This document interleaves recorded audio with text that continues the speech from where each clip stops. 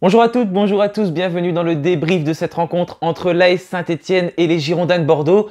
Eh bien écoutez, quelle victoire de la part de nos Stéphanois, 2 buts à 0 contre le leader, à Geoffroy Guichard, pas de but encaissé, 2 buts marqués, une prestation collective de très bonne qualité. Voilà, l'AS Saint-Étienne a su une nouvelle fois déjouer les pronostics et montrer qu'ils étaient capables de battre les leaders. On voit que les Verts ont quand même un très bel état d'esprit sur le terrain quand ils le veulent, attention, et une très belle qualité technique aussi. On va avoir l'occasion bien sûr d'en reparler durant ce débrief, mais en tout cas les Verts sortent donc de la zone rouge provisoirement et comptent désormais 7 points au classement, revenant à 7 points pour l'instant du leader bordelais. Et je rappelle que l'AS Saint-Étienne compte quand même 3 points de pénalité. Si on enlève ces points de pénalité, on a 10 points, donc on est quand même pas si loin de ça que Bordeaux. Donc voilà, on a prouvé quand même que ce n'était pas fait d'avance, que les Verts étaient capables aussi de sortir un très beau match et de planter 2 buts à une équipe bordelaise qui, je le rappelle, n'avait encaissé que 2 buts depuis le début du championnat. Donc Saint-Étienne a réussi à marquer le même nombre de buts qu'ils en avaient pris au bout de 7 journées. Voilà, on va faire le débrief de cette rencontre, bien sûr. Comme d'habitude, on va résumer le match. Et pour terminer, je voudrais parler de la prestation collective de l'AS Saint-Étienne qui était de très bonne qualité. Donc voilà, c'est parti pour le débrief de cette rencontre.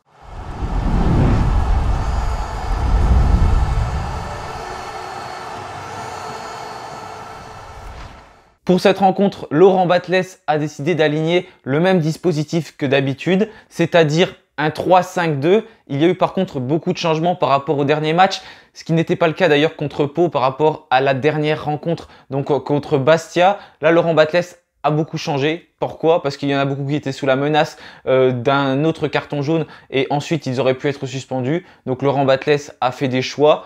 Tout d'abord, Mathieu Dreyer était bien sûr au cage. Ça, il n'avait pas le choix entre guillemets puisque Étienne Green était bien sûr suspendu. Il se sera le cas encore pendant 2 rencontres. Mathieu Dreyer a encore eu l'occasion de s'illustrer. Il n'a pas eu énormément d'arrêts à faire, mais ce qu'il a eu à faire, il l'a très bien fait. D'ailleurs, à un moment donné, il a fait une très belle manchette. Ça aurait pu permettre aux Bordelais d'égaliser, mais ça a permis à Saint-Étienne de rester dans le match. Donc en tout cas, très belle prestation du gardien stéphanois. Des fois au jeu au pied, c'était pas forcément ça, mais c'était aussi parce que peut-être il ne fallait pas lui faire de passe en retrait. Du coup, ça partait un petit peu n'importe où. Les joueurs stéphanois, les défenseurs stéphanois, qui l'ont quand même des fois mis sous pression et ce n'était pas forcément à faire. En tout cas, sur les côtés, on pouvait retrouver à droite Masson qui d'habitude joue à gauche, mais finalement il a pris ce poste à droite comme Palencia n'était pas titulaire vu qu'il est rentré en cours de jeu. En défense centrale, on pouvait retrouver Anthony Briançon aligné avec Jimmy Giraudon. Et puis également la première en tant que titulaire de Léo Petro. On va avoir l'occasion d'y revenir tout à l'heure. Et puis à gauche, bien sûr, on pouvait retrouver Lenny Pintor donc, qui était titulaire sur le couloir gauche à la place donc de Masson. Au milieu de terrain, Bouchouari accompagné de Dylan Chambaud et également donc de Thomas Monconduit, qui a livré d'ailleurs une très belle prestation, un des meilleurs Stéphanois durant cette rencontre. Et ensuite en attaque, le duo, celui que je voulais voir, Jean-Philippe Crasso, qui était accompagné d'Ibrahima Ouadji. Et franchement, ça nous a montré de belles choses. Je suis très satisfait de la prestation de ce duo. Donc voilà, Saint-Étienne qui ne rentre pas forcément très bien dans ce match, ou plutôt Bordeaux qui rentre peut-être mieux dans ce match. Ils ont une meilleure maîtrise du ballon d'entrée de jeu. Cependant, ils ne vont pas forcément se montrer très dangereux. Mis à part une ou 2 occasions quand même, à un moment, Mathieu Dreyer a dû faire une première parade en début de match. Bon, cette parade, voilà, il a juste fait un arrêt, il n'y avait rien d'exceptionnel non plus, mais il y avait une frappe quand même de loin de la part des Bordelais. Et donc le portier stéphanois a dû sortir la main pour arrêter ce ballon. Par contre, il a réussi à s'avancer très facilement. Celui qui a tiré, il y avait une mauvaise défense de la part de Saint-Étienne qui a beaucoup reculé. Notamment, je crois que c'était Jimmy Giraudon qui reculait. Puis forcément, le Bordelais, il s'avançait. Et là, ça aurait pu être beaucoup plus dangereux si la frappe était mieux placée. Mais petit à petit, Saint-Étienne va réussir à prendre l'ascendant, à rentrer dans le match, à prendre la maîtrise du ballon tout simplement. et puis à faire parler sa qualité technique, se trouvant de mieux en mieux en combinant, en changeant de côté. Bon, par contre, il y avait un peu trop de changements de côté, c'est ce que je reprochais d'habitude, les Verts qui ne changent pas assez sur les ailes. Là, pour le coup, c'était beaucoup trop conséquent, notamment de la part de Masson. D'ailleurs, je crois que Laurent Batles a recadré à un moment durant le match et du coup, c'était trop prévisible et ça faisait beaucoup de pertes de balles côté stéphanois. Mais Masson, forcément, il se retrouvait sur son beau pied côté droit et du coup, il arrivait tout le temps à trouver Pintor. C'était tout le temps lui qui le cherchait. Alors que quand il est côté gauche, Masson, il tente beaucoup moins ces transversales-là parce que il n'est pas forcément sur son bon pied. Mais je le préfère côté gauche parce que comme ça lui permet de revenir. Voilà, la première mi-temps de Masson, quand il était côté droit, elle n'a pas forcément été exceptionnelle parce que je le préfère à gauche, en tout cas sur ce qu'il a montré lors des dernières prestations. Masson est bien meilleur sur ce couloir gauche. Donc en tout cas, voilà Saint-Etienne qui va petit à petit, comme je l'ai dit, prendre la maîtrise du ballon et qui va se procurer quelques occasions. Il n'y en a pas eu énormément, mais il y en a eu une très belle. C'est ce but de la part de l'AS Saint-Etienne. Un énorme travail de Monconduit.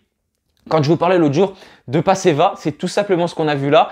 Monconduit qui a fait la passe à Dylan Chambaud et qui est parti directement devant le but. Et Dylan Chambaud, il a fait un très beau travail. On la connaît, la qualité technique du milieu offensif stéphanois. Il a retrouvé tout de suite celui qui lui avait fait la passe, donc Monconduit. Et Monconduit, il a deux solutions. Soit il frappe, soit il la remet dans l'axe. Ibrahima Ouadji était tout seul. Il y avait des bordelais autour, mais il n'avait plus qu'à la pousser au fond des filets. Là, il faut avoir de la lucidité parce que quand on vient de faire une course comme ça, qu'on vient de passer le ballon, qu'on a la balle, on est forcément attiré par le but. Et Monconduit, il a eu cette lucidité-là. Et il a donc retrouvé l'attaquant stéphanois Ibrahima Ouadji qui inscrit le premier but de la rencontre. Et son premier but donc sous le maillot de l'AS Saint-Etienne. Son premier but alors que c'était la première fois qu'il était titulaire. Il était rentré quelques minutes lors du dernier match. Malheureusement, Etienne Green venait de prendre le carton rouge. Donc on n'a pas eu l'occasion de le voir, même si c'est lui d'ailleurs qui provoque le penalty. Mais en tout cas, Ibrahima Ouadji, comme on l'attendait, comme un renard des surfaces, parvient à marquer le premier but de l'AS Saint-Etienne et ouvre donc le score. Et puis le score qui aurait pu s'accentuer d'ailleurs en toute fin de première période. Il y a un très beau coup franc tiré par Monconduit. Franchement, on voit que c'était une belle combinaison travaillée. Il lobe toute la défense bordelaise. Et puis Ouadji, par contre, là, il a moins de lucidité. Il met la tête, mais ça file à côté des cages. Enfin bref, Saint-Etienne revient donc au vestiaire avec ce but marqué, pardon. Et ça fait donc 1-0 pour les Stéphanois contre Bordeaux. Et ce n'est pas forcément immérité avec ce qu'on a vu durant la rencontre. Là, Saint-Etienne qui a petit à petit pris l'ascendant. Mais en tout cas, on avait un match très très plaisant. Il y avait une belle opposition bordelaise, une vraie maîtrise technique de la part de ces joueurs-là. Et bien sûr, on va avoir aussi des joueurs qui sont sortis à Bordeaux. Ça a peut-être changé la physionomie du match, il ne faut pas l'oublier. On a déjà un défenseur qui est sorti, Mwanga qui a donc été remplacé autour de la 10e minute et Elis qui est également sorti un petit peu après. Et du coup, Saint-Etienne s'est retrouvé avec deux joueurs en moins du côté de Bordeaux, deux joueurs importants dans l'effectif. Mais j'ai envie de dire, ça fait partie du foot, c'est comme ça arrive aussi très souvent du côté de Saint-Etienne. Et là, les joueurs bordelais, ils sont sortis. Et puis voilà, c'est comme ça, il faut avoir d'autres personnes sur le banc. Malheureusement pour Bordeaux, ça n'a pas forcément été le cas. Et petit à petit, donc, ils ont été contraints un petit peu à reculer et à prendre des assauts stéphanois. On ne peut pas refaire le match. Si ces joueurs-là n'étaient pas sortis, je ne sais pas ce que ça aurait changé. Mais en tout cas, c'est comme ça. Bordeaux qui s'est donc retrouvé à faire deux changements en première mi-temps. Mais en tout cas, Saint-Etienne qui va rentrer avec de très très bons arguments, pareil en deuxième mi-temps. On va se procurer également de très belles occasions. On va beaucoup miser sur ce duo Ibrahima Ouadji, Jean-Philippe Crasso. Crasso qui va très très souvent faire parler sa qualité technique. Il a encore fait plus parler qu'en première mi-temps. C'est là qu'on voit que ce duo, il peut faire très mal. En tout cas, on l'a vu aujourd'hui. J'espère qu'ils vont confirmer tous les deux. Mais la qualité technique de Crasso, elle est vraiment énorme. La capacité de Ouadji à faire des courses également. Les deux joueurs peuvent conserver le ballon assez aisément parce qu'ils ont quand même un physique assez imposant. Franchement, c'est un duo pour moi qui peut vraiment fonctionner et j'ai été satisfait donc de leur rencontre. Et petit à petit, Bordeaux qui va essayer de reprendre l'ascendant, mais finalement, ils ne vont pas forcément réussir. Et Saint-Etienne qui va marquer un deuxième but, donc les Stéphanois qui vont parvenir à marquer le deuxième but. Il fait du bien, on l'attendait tous bien sûr, il fallait le marquer pour mettre en difficulté les Bordelais. Et ça part un petit peu, je crois d'ailleurs, c'est Jean-Philippe Crasso qui a fait de très très beaux dribbles dans la surface bordelaise, qui a éliminé comme à son habitude tous les défenseurs. Finalement, il ne parvient pas à remettre un bon centre derrière. Il y a une tête d'un défenseur bordelais, ça revient sur Masson, reprise de volée, but Et il est magnifique ce but de Masson qui a vraiment pris son temps, qui l'a très très bien placé. On voit qu'il n'a pas cherché à mettre la puissance comme il pouvait le faire d'habitude, comme les joueurs stéphanois pouvaient le faire d'habitude. Et mine de rien, ça fait déjà 3 buts pour Masson qui est toujours très très bien placé pour reprendre ses ballons.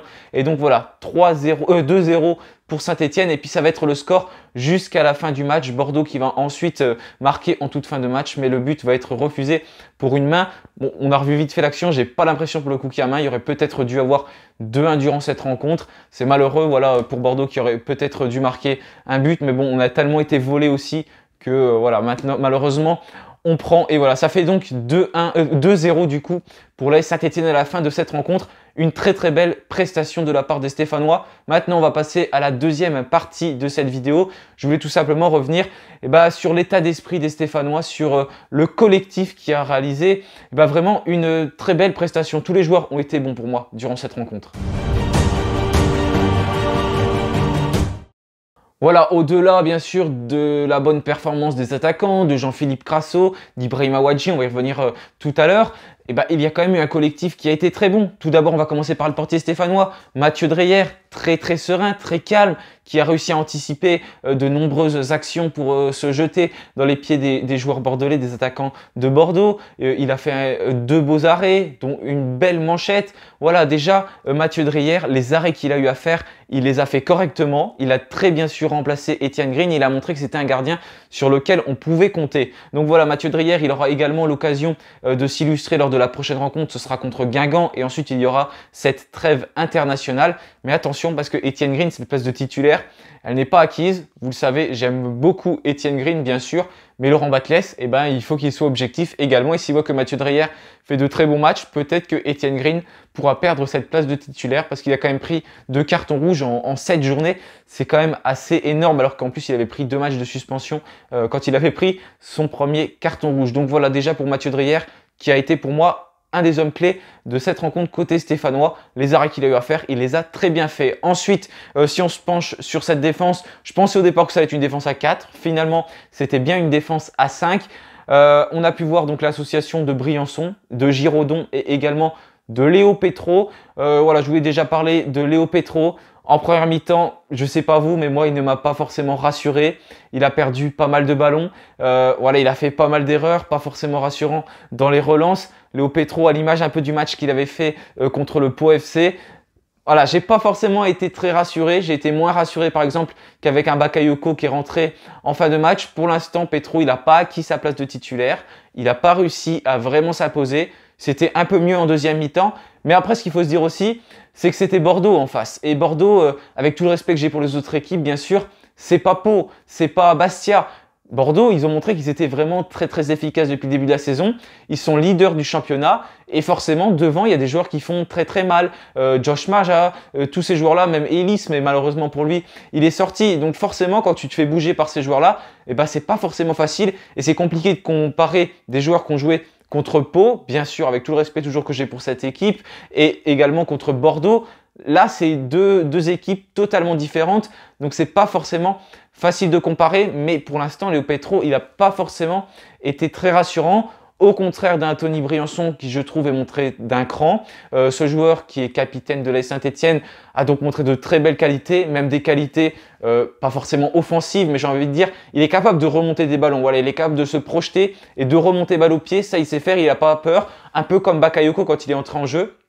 Bakayoko, il est capable aussi de remonter les ballons, techniquement, il est très à l'aise. Et Giraudon, malheureusement, c'est pareil un peu que Petro. La première mi-temps, elle était plus compliquée. La deuxième, il a été pour le coup très bon en deuxième mi-temps, Jimmy Giraudon. Mais il a encore pris un carton jaune. Et du coup, il va être suspendu lors de la réception de Grenoble. Premier match à Geoffroy Guichard avec du public.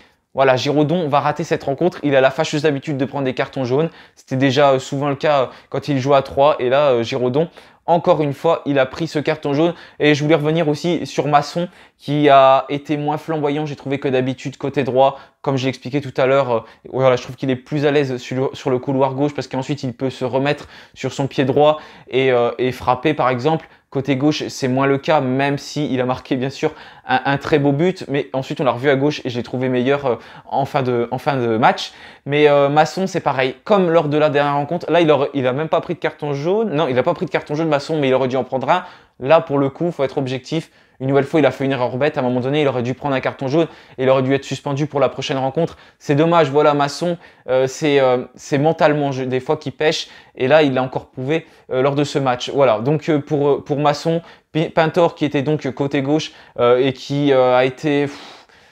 Voilà, on l'a pas forcément trop vu. C'est pas facile d'occuper ce rôle de piston gauche. Et Pintor n'a pas forcément les qualités pour, je trouve, notamment les qualités défensives. Et du coup, bah, si Bordeaux, je pense, aurait pu passer côté gauche, ça nous aurait mis plus en difficulté. C'est pour ça peut-être d'ailleurs que Léo Petro a quelquefois été en difficulté parce qu'il n'y avait pas ce retour de Pintor. Masson, il revient beaucoup plus qu'auparavant, je trouve. Et il a réussi à faire 2-3 interceptions qui ont bien aidé également Anthony Briançon donc, dans cette défense centrale. Donc voilà pour l'AS Saint-Etienne. Maintenant, on va finir rapidement parce qu'on est déjà à 15 minutes de vidéo. Mais au milieu de terrain, Bouchouari, voilà, on voit qu'il s'est petit à petit éteint. Malheureusement, il avait réalisé 2 très bons premiers matchs. Et là, ça fait 2 matchs qu'il s'est un petit peu éteint. Bien sûr, il ne faut pas tout jeter parce que Bouchouari, il a réalisé des bonnes choses. Donc, il n'y a pas de raison qu'il ne le refasse pas. Mais voilà, physiquement, ce n'est pas forcément facile. Les joueurs de Pau l'ont très bien muselé. Les joueurs de Bordeaux, c'est pareil. Physiquement, ils sont costauds. Donc, c'est pas forcément facile de s'imposer au milieu de terrain. Il avait beaucoup plus réussi à le faire contre Bastia. Peut-être que contre Guingamp, il va le surgir de nouveau. Mais on voit que contre ces équipes-là, c'est pas forcément facile pour lui. Et c'est pour ça que, par exemple, en Ligue 1 l'année dernière, je pense que Bouchouari, il n'aurait pas survolé comme ça. Mais en tout cas, c'est un joueur qui a de très belles qualités balle au pied. Et s'il prend un peu physiquement, je pense qu'il pourra par la suite être très bon. Mais en tout cas, bien sûr, je reste avec une appréciation très positive de ce joueur qui a une très belle qualité au pied, qui a une très belle anticipation du jeu, qui joue à une touche de balle. Et ça, c'est vraiment une très belle chose. Maintenant, si on passe à mon conduit, bah, mon conduit, quel match, j'ai envie de dire. Quelle prestation, un des hommes du match. Bien sûr, sur le but, il est passeur décisif. Et puis, c'est même lui qui construit l'action. Il aurait pu être de nouveau passeur décisif quand il fait le très bon coup franc sur Ibrahima Wadji. C'est un joueur qui monte très haut sur le terrain. Même s'il est censé avoir un rôle défensif, il arrive à monter et à mettre en difficulté cette équipe bordelaise. Donc, c'est très bien d'avoir ce genre de joueur-là qui peut se projeter, un peu comme un Victor Lobry. Franchement, mon conduit, je demande à revoir. Et c'est bien aussi parce que on peut le faire sortir, on peut faire rentrer d'autres joueurs.